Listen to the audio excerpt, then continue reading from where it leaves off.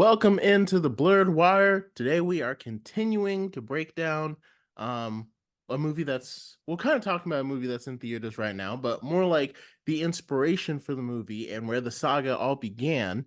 And of course, that is Mad Max because Furiosa is currently out right now. We did Furiosa last week. Great movie. Please go check it out. We know it's not doing too well, but we're still going to take a look at where it all originated. But first, gonna say hello to my co-host Ty. How you doing? How's life been? What's new? It's been brilliant. I'm not in post-apocalyptic Australia, so I can't really complain. Yeah, that's one of those movies you look at like Mad Max or Furiosa, and you're like, I guess I got it pretty good. I guess I'm doing all right. If I didn't walk out of my house and bikers tried to kill me and stuff. So Yeah. that's one way to count your blessings. I'll say that. That's one way to do it. So let's talk a little bit about Mad Max. I guess when did you see this movie? Did you see it before Fury Road or after Fury Road? This is a post-Fury Road watch for Post me. Fury Road. Yeah. Fury Road was my introduction to the series. I never saw Road Warrior, I never saw the original, and I never saw Beyond the Thunderdome. Yeah, and I never saw I didn't even know those existed until I think it was until I was going to see Furiosa because I actually saw Fury Road this year. I had known about it for a long time, but I didn't see it until the beginning of this year when I heard about Furiosa, and I was like, okay, now I really need to see Fury Road if I'm going to go see Furiosa. And I had no idea this was a whole franchise in the 70s. And I feel like if you watch Fury Road and then you watch Mad Max, the only way you really know that they're related is by the name because like you can still see George, like you could kind of tell like it was still George Miller's style because he has a very distinctive directorial style, but just the storyline and even the development was completely different. Like it seemed like Mad Max, like Fury Road was like the entire world has deteriorated to a point that's literally unrecognizable, right? Mad Max Hmm. just like the setting kind of looked like a ghost town, like a bad storm came through. Like, there were still roads and stuff. It's still, I was like, what? Like, I was like, is it the same franchise? But after Yeah. watching it and then Road Warrior and then Beyond the Thunderdome, you can kind of see it deteriorate. And so, Hmm. but again, you Yeah, don't this really need is to this is see, early apocalypse yeah, and early happening. apocalypse, This I guess is I'll say. yeah. Yeah, because you don't really need to see Mad Max to see Mad Max Fury Road and enjoy it because, like, it's still a good film. Um, Mhm. but seeing it does kind of put like more into perspective that, like, not only does Mad Max live in this world, but he saw this world go absolutely insane. Like this is not like 40 years after the apocalypse Mad Max was born. Like when he was born, he lived in a normal society. And then he watched it crumble, he watched it slowly deteriorate and like fall apart, which I think they kind of acknowledge in the movies, but you don't really see it as much unless you watch Mad Max and slowly watch the society change and everything. So what were your first initial reactions to watching this movie? Like what did you think of Mad Max, the very first one? I quite liked it. I liked it a Hmm. lot. I mean, it is totally of its time, Hmm. you know. You gotta let it is an 80s movie. Came out in 79, but it is an 80s That was the 80s movie, feeling yeah. movie. But it was good. I think it's really interesting to me to see from his directorial debut to his latest film how consistent he is with what he wants to do. Like it feels like he Hmm. has always kind of had this strong vision and he's kept to it. Because even in this movie, the best parts of it are when we are focusing on cars and on Hmm. vehicles. All the best parts of this movie are the vehicles. The opening chase sequence is really like intense and for the time really impressive. Like I know before when we were talking about Fury Road, you talked a lot about how in the sound design they used a lot of animal noises Hmm. to give the cars this livelihood. And I felt watching through Mad Max that the cars felt alive. Like the way he shot them, the way the action carried out, the way they sounded, the way everything looked, is it felt like these were the last living organisms in this desolate plain, aside from people. Yeah, I couldn't agree more. Like it really felt like the world that we were living in. We felt the danger, the things that he was in. And you're right. I mean, the cars felt like they had almost like autonomy, or like you could see like each car, it was like the car itself was telling the story, right? And like, Mad Mhm. Max was in it still, and the story still revolved around him, but it kind of felt like the car itself was telling the story. And like you said, it's definitely an 80s movie. I think I would have I liked it, and I think I would have liked it a lot more if I like lived in the 80s. Like if I was there when it came out, I would have been like, this is awesome. And like I said, it's definitely an 80s movie. So if you like 80s movies, you will definitely like this one. Um, but I definitely enjoyed it. I definitely thought that I think until I saw if you've seen Fury Road, definitely watch Mad Max 2 and Beyond the Thunderdome after Mhm. you watch Mad Max. You could even probably watch them in reverse chronological order just to have some fun, because like the timeline of Mad Max doesn't have like the MCU and Star Wars, they kind of like a very strict, okay, this is the year that things happen. And George Miller's just kind of like, everything's crazy, everything sucks. This is the Mhm. apocalypse. Don't worry about the timeline. It doesn't really make a whole lot of sense anyway, because nothing makes sense, because there are no Mhm. rules in this world, and that includes rules for a timeline. So, Yeah. and maybe he'll kind of stick to, because he still wants to do a sequel to Fury Road. So I guess we'll see, because he wants to do one called Mad Max Wasteland, is what I heard. So we'll see if Mhm. he kind of adopts more of a storyline to it. We'll see if Tom Hardy and Charlize Theron return. I mean, that would be interesting to find out, but To um, me, all of these Mad Max movies, and we can get on with this like theory the more we talk about the series, but they all kind of feel like they are continual, almost remakes of the same movie with mhm, just different, with newer capabilities and slightly different ideas here and there. Because a lot of like the sinew, the connective tissue that makes these movies at their core are the same and in mhm. a great way. Just like a lot of the best Godzilla movies will have very similar connective threads because they understand at the end of the day what makes a good Godzilla movie. I think George Miller just knows what to make for a good vehicle-based action movie. Yeah, it's And kind of like, oh, keep going. Go ahead. no, I was gonna sum it up with, and when he's focusing on that action is when this movie really is at its peak. When it doesn't, it really drags. And we can talk about Yeah, that more later. But a little bit, a little bit. Um, yeah, a little bit. And I think like the best way to describe Mad Max is like it's episodic. You know what I mean? Like there are some TV mhm, shows that have like a whole overarching theme.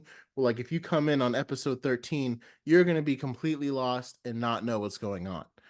But there are some TV shows that are very episodic, where like each episode starts a storyline and it concludes by the end.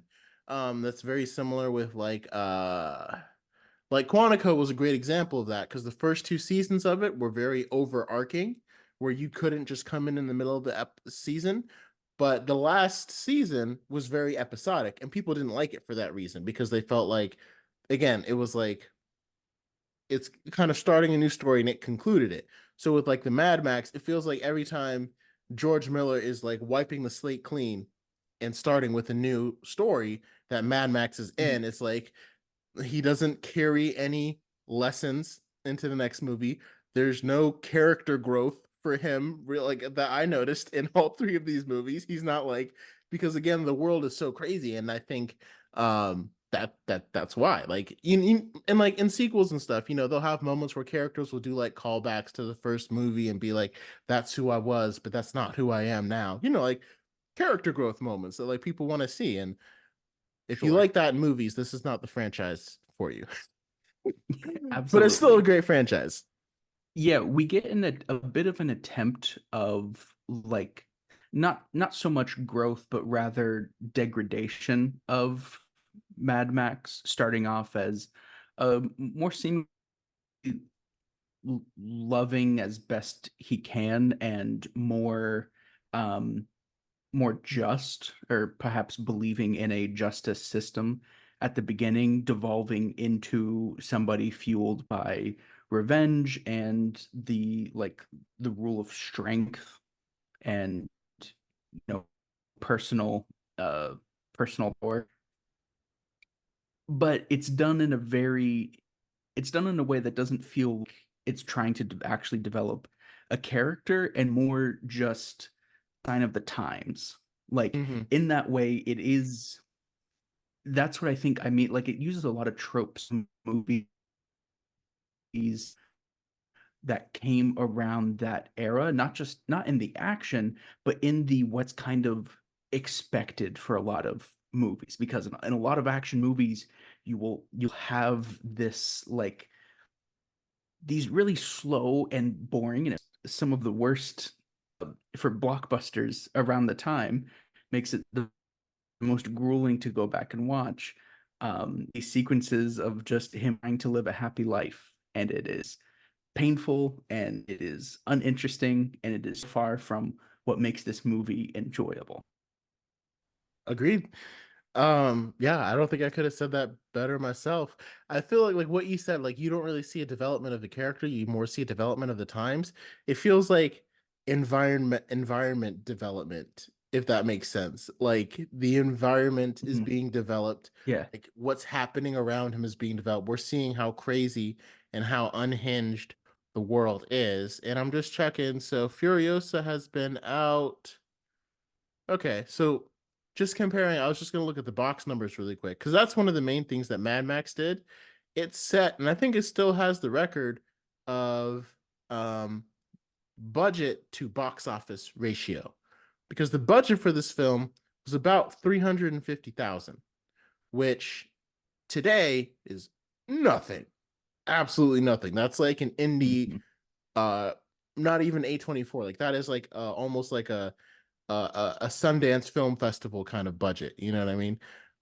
However, this film grossed $100 million, which means it made like something crazy, like 200 times its budget or something like that. Someone figured out the exact math, and I remember reading an article about it. But like Hollywood had never seen that kind of like profit to um, budget ratio, like return on investment ratio. And it's never really been completed because like it was kind of like a sleeper hit that no one expected.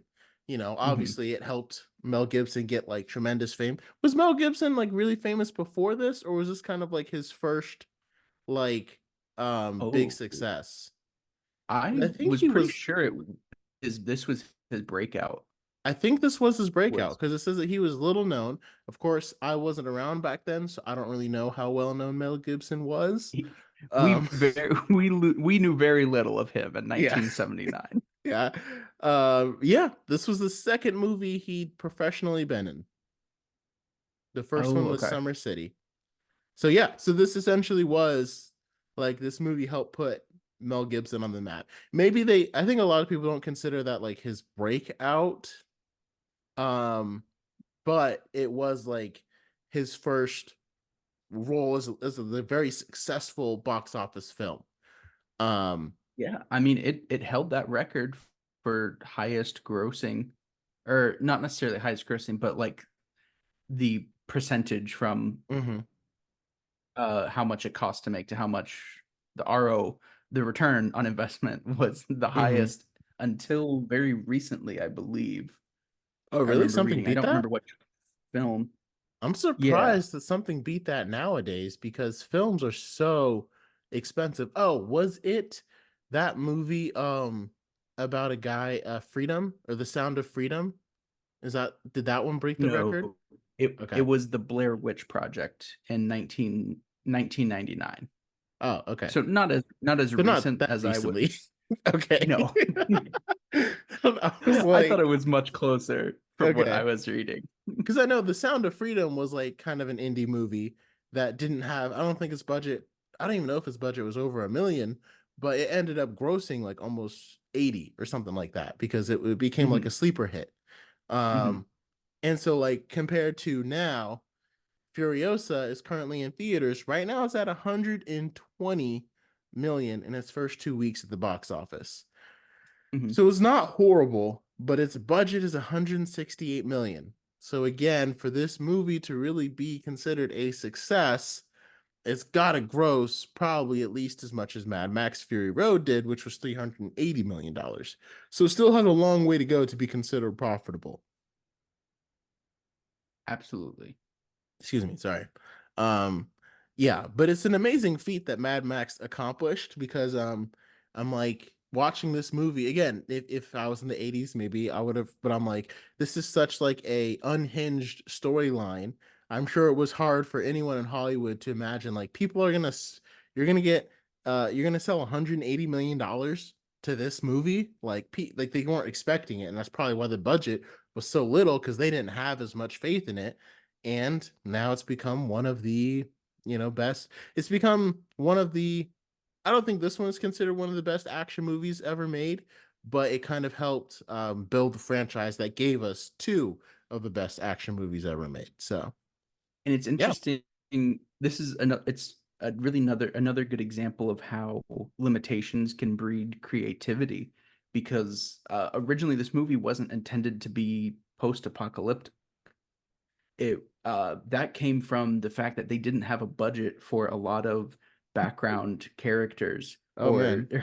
or sets or other stagehands. So from the sheer fact that they could not have enough people to make it feel populated, they went with the creative choice of making it post-apocalyptic, which chain reaction leads us to something like Fury Road years later. But I just think it's so fascinating, not just how we got to that point, but then how they used the post-apocalypse. Like, I don't think it was necessarily intentional, but this movie definitely got me thinking how reliant societally we are on something like fuel. Like Hmm. the second fuel becomes inaccessible, how do we transport our food and how do we transport people from place to place? We kind of isolate and lock down where we are, and chaos comes from that. And so I don't think the movie doesn't feel like it's set up to be making a point of commenting how we are as a society, but I like that George Miller's his world building style can leave this interesting thought that popped into my head kind of accidentally or just from the process of making a very simple but interesting world. Like the premise is very straightforward, but it's intriguing and it's interesting, and he's a good craftsman.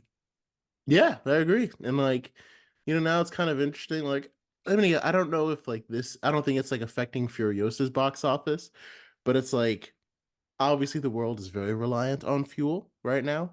Hmm. But as more and more like, we're also in an era of a lot of electric cars and like Teslas and like hybrids coming out.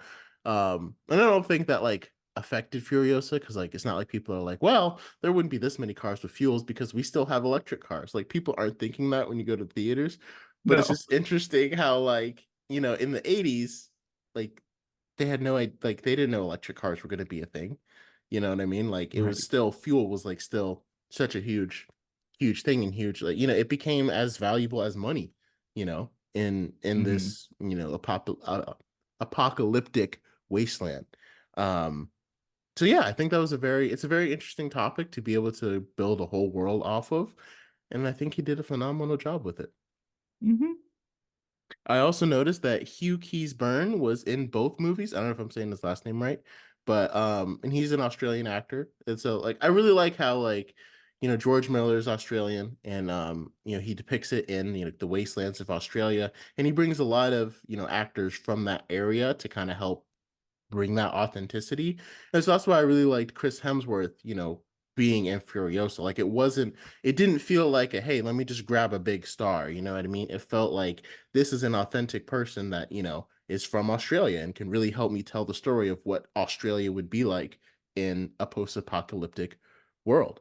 Um, so yeah, and he was so apparently he played Toe Cutter in Mad Max, and then he played a Morton Joe in Fury Road.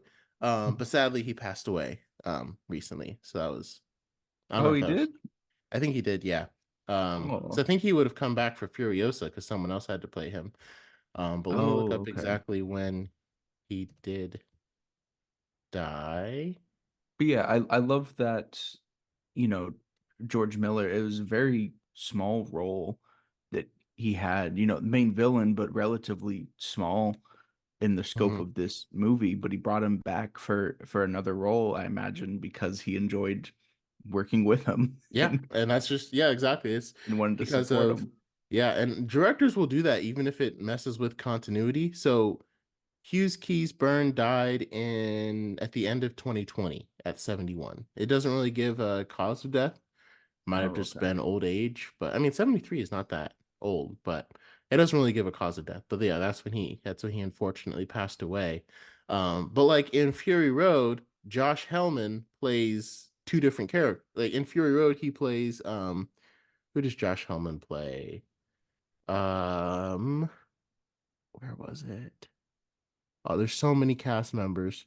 He plays one of the War Boys, basically, but his Hmm. name was oh yeah, Slit. He plays Nux's Lancer as Slit, and in Furiosa he plays. I was like the entire time I was thinking like, is that Slit just like before?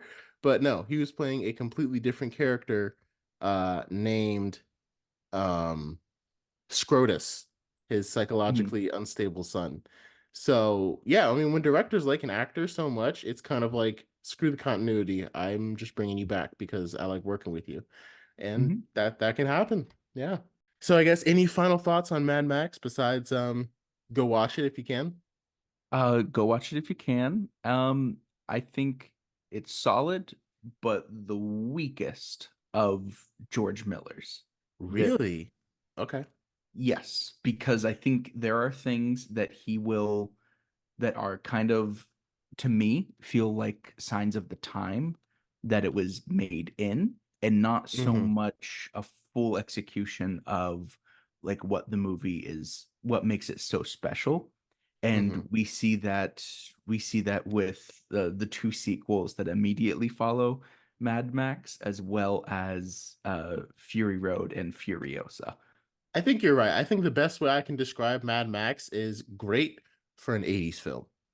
And like Mhm. that kind of because like you said some films will like become iconic and live beyond the decade. This feels like it lives right in the 80s, and it is great for and it came out before the 80s, so maybe it was like a harbinger almost. But it feels like great for an 80s movie, and I guess that's Yeah. the best way to sum it up. Hmm. All right, we will see you guys next time when we talk about Mad Max 2, The Road Warrior.